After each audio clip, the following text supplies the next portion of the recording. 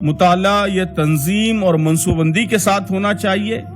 Target ہدف واضح ہونا چاہیے کہ آپ کن کن میدانوں میں اور کس طرح کی اور کس معیار کی حکمت پیدا کرنا چاہتے ہیں، اور اس مقصد کے لیے آپ کو کیا مطالعہ کرنا چاہیے، مطالعے کے کیا میدان ہوں گے اور ان میں بیلنس کی، توازن کی مطلوب شکل کیا ہوگی۔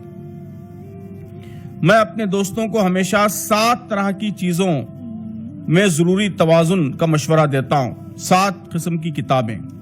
میرے خیال میں ایک تحریکی نوجوان کے، خاتون کے، بچے کے ٹیبل پر ان 7 طرح کی کتابیں مناسب توازن کے ساتھ رہنی چاہیے۔ سب سے پہلی چیز قرآن مجید ہے۔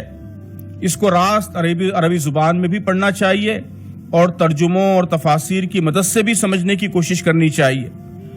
باقاعدگی کے ساتھ متعین حصے کا 1 رکوع 2 رکوع یہ مطالعہ بھی ہونا چاہیے، اور اپنے علمی، فکری اور عملی مسائل کے سلسلے میں، اپنے سوالات کے سلسلے میں بار بار قرآن سے رجوع کرنے اور سوالات کا، الجھنوں کا قرآن میں حل ڈھونڈنے کی بھی عادت ہونی چاہیے۔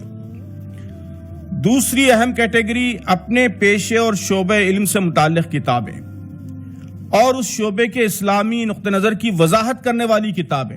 یعنی اگر آپ معاشیات کے طالب علم ہیں تو معاشیات کی بلند پایہ اور تازہ ترین کتابیں بھی پڑھیں اور اسلامی معاشیات بھی پڑھتے رہیں۔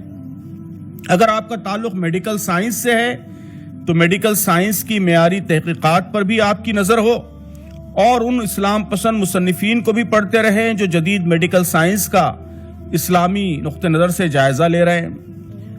تو اس طرح جو بھی آپ کا میدان ہے، اس میدان سے متعلق کتابیں اور اس کے اسلامی نقطہ نظر سے متعلق کتابیں۔ تیسری کیٹیگریز ہے سلف صالحین کی کتابیں، اس لیے کہ اسلام کی علمی تاریخ کے پورے اثاثے سے ہماری وابستگی ہماری صحیح علمی و فکری اٹھان کے لیے ضروری ہے۔ اہم تفاسیر قرآن، حدیث کی 6 کتابیں، اصول تفسیر، اصول فقہ وغیرہ جیسے علوم کی کتابیں، ان سب سے ہم حسب استطاعت استفادہ کریں۔ خاص طور پر امام غزالی، امام ابن تیمیہ رحمۃ اللہ علیہ، ان کے شاگرد ابن قیم رحمۃ اللہ علیہ، ابن خلدون، شاہ ولی اللہ رحمہم اللہ، یہ ہماری علمی و فکری تاریخ کے اہم نشان اور سنگھائے میل ہیں۔ ان سے مناسب استفادہ نہ ہو تو ہمارے علم و فکر میں بڑا خلا رہ جاتا ہے۔ تو یہ گویا 3rd کیٹیگری ہوگی۔ 4th کیٹیگری تحریک اسلامی کے لٹریچر۔ خاص طور پر ہماری کوشش ہونی چاہیے کہ مولانا مودودی کی تمام کتابیں پڑھ لیں۔ مولانا مودودی کے علاوہ مولانا صدر الدین اصلاحی، سید قطب اور ان معاصر مصنفین کو بھی پڑھنے کی کوشش ہونی چاہیے جنہوں نے بدلے ہوئے حالات میں نئے مسائل کو حل کرنے کی کوشش کی ہے۔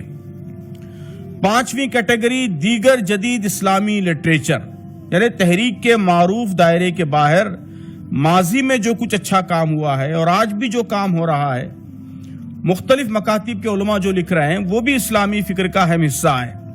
کئی بیش قیمت کتابیں ہمارے ملک میں بھی شائع ہو رہی ہیں اور بیرون ملک میں بھی ہو رہی ہیں، ان کو بھی پڑھنا چاہیے۔ 6ٹھی کیٹیگری ہے جاہلی افکار و نظریات اور علوم کا مطالعہ، اس لیے کہ جاہلیت کے صحیح فہم و شعور کے بغیر اسلام کا کام نہیں ہو سکتا۔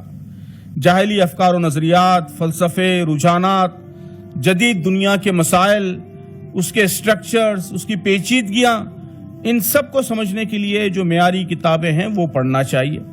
اور 7ویں اور آخری کیٹیگری ہے ادب، لٹریچر۔ میرے نزدیک ناول، افسانہ، شعر، انشائیے، سفر نامے، کالمز، طنز و مزاح، جاسوسی ادب، شکاریات، سوانح عمریاں، ان سب کا مطالعہ بھی ضروری ہے۔ حکمت کے کئی گوشے ایسے ہوتے ہیں جو گہری علمی کتابوں کی دسترس اور دائرے سے پرے ہوتے ہیں، وہ اکثر ہلکے پھلکے اور لطیف ادب ہی کے ذریعے واشگاف ہوتے ہیں۔ ادب یہ زبان پر قدرت عطا کرتا ہے، لب و لہجے میں شیرینی اور تاثیر پیدا کرتا ہے، الفاظ کا خزانہ بڑھاتا ہے، محاوروں اور روزمرہ پر گرفت عطا کرتا ہے، اور علم و حکمت کی بلندیوں کو عام زندگی سے جوڑتا ہے۔ ہر گھر میں کچھ اچھے میگزین ضرور آئیں، اس کو یقینی بنانا چاہیے۔ گھروں میں رسالوں کا انتظار ہو، جس عمر کے ارکان خاندان ہوں اس عمر سے متعلق رسالے آئیں، یہ ساری کوششیں ہونی چاہیے۔ تو اس طرح یہ 7 کیٹیگری میں نے بتائی۔